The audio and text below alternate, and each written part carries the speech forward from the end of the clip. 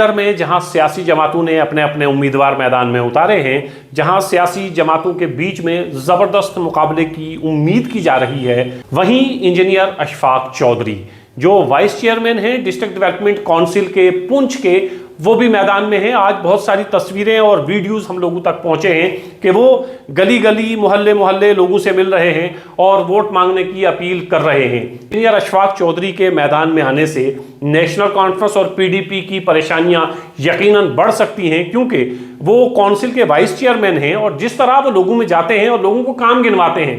अभी एक वीडियो हमारे पास था, कह रहे हैं कि पिछले 50 साल में जो कुछ नहीं हुआ वो मैंने एक मुख्तसर से अरसे में कर दिखाया।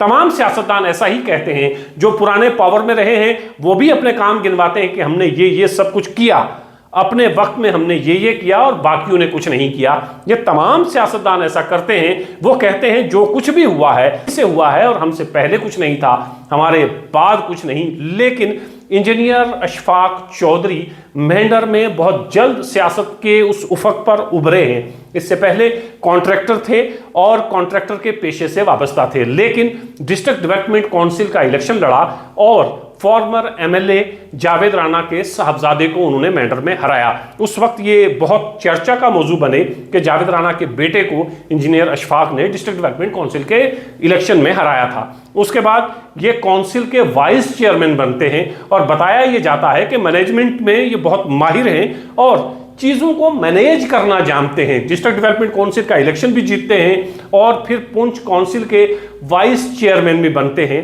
तो मैनेज करना चीज़ों को ये जानते हैं और इलेक्शन मैनेजमेंट का ही नाम है। अब देखना यह है कि मेंढर में जो इससे पहले मुकाबला पीडीपी और नेशनल कॉन्फ्रेंस, चूंकि नेशनल कॉन्फ्रेंस अलायंस के उम्मीदवार हैं, हालांकि मेंढर में अलायंस का उम्मीदवार कम और नेशनल कॉन्फ्रेंस का उम्मीदवार ज्यादा है, क्योंकि मेंढर में कांग्रेस उतनी मजबूत नहीं है और कांग्रेस का कोई भी बड़ा चेहरा मेंढर में मौजूद नहीं है। तो मुकाबला नेशनल कॉन्फ्रेंस और पीडीपी में बताया जा रहा था, लेकिन इंजीनियर अशफाक जो अब मैदान में आए हैं, अभी उन्होंने कैंपेन शुरू की है। देखना यह है कि आहिस्ता आहिस्ता लोग उनके साथ जुड़ते हैं या नहीं जुड़ते हैं, और एक रिपोर्ट कार्ड भी उनके पास होना चाहिए। जो लोग सड़कों पर सवाल करेंगे कि 3-3.5 साल आप काउंसिल के वाइस चेयरमैन रहे हैं, तो अपने ब्लॉक के लिए जिसकी जिम्मेदारी आपको दी गई थी, आपने उसके लिए कितना काम किया है। चूंकि आप वाइस चेयरमैन रहे हैं, डिस्ट्रिक्ट डेवलपमेंट काउंसिल के मेंबर हैं, आप वाइस चेयरमैन हैं, तो आपसे ये सवालात बनते हैं कि आपने क्या क्या किया।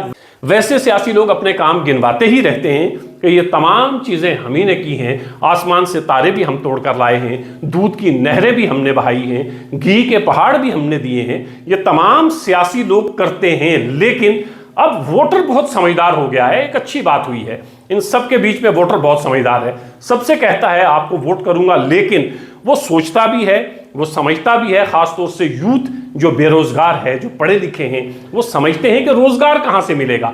बाकी तमाम नारे अपनी जगह, बरादरी का नारा अपनी जगह, मजहब का नारा अपनी जगह, लेकिन रोजगार जो है, पेट जो है, इसकी आग अपनी जगह। तो कुछ नौजवान ऐसा सोच रहे हैं, जैसे हम सोशल मीडिया पर ट्रेंड देखते हैं कि नौजवान ये कहते हैं कि मुद्दे की बात करिए, काम की बात करिए। देखना यह है कि इंजीनियर अशफाक चौधरी मुद्दे की बात कितनी करते हैं, काम की बात कितनी करते हैं, और अपने 3.5 साल का रिपोर्ट कार्ड जब वो लेके लोगों में पहुंचेंगे तो लोग उनसे कितना मुतमईन होंगे। फिलहाल इंजीनियर अशफाक चौधरी बहसियत आजाद उम्मीदवार मेंढर से इलेक्शन लड़ने के लिए बिल्कुल तैयार हैं और उन्होंने बाकायदा इसकी कैंपेन भी शुरू कर दी है।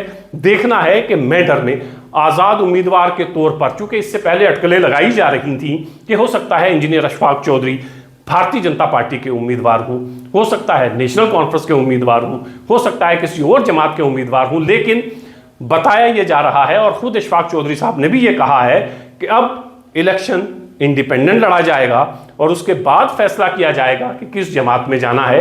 आजाद उम्मीदवार की हैसियत से अशफाक चौधरी नेशनल कॉन्फ्रेंस और पीडीपी को कितनी टक्कर दे सकते हैं, कितना मुकाबला कर सकते हैं, ये देखना बहुत अहम होगा। अशफाक चौधरी अब बाकायदा मैदान में आ गए हैं और यह ऐलान कर दिया है कि बहसियत आजाद उम्मीदवार मेंढर असेंबली कंस्टिट्यूएंसी से इलेक्शन लड़ा जाएगा।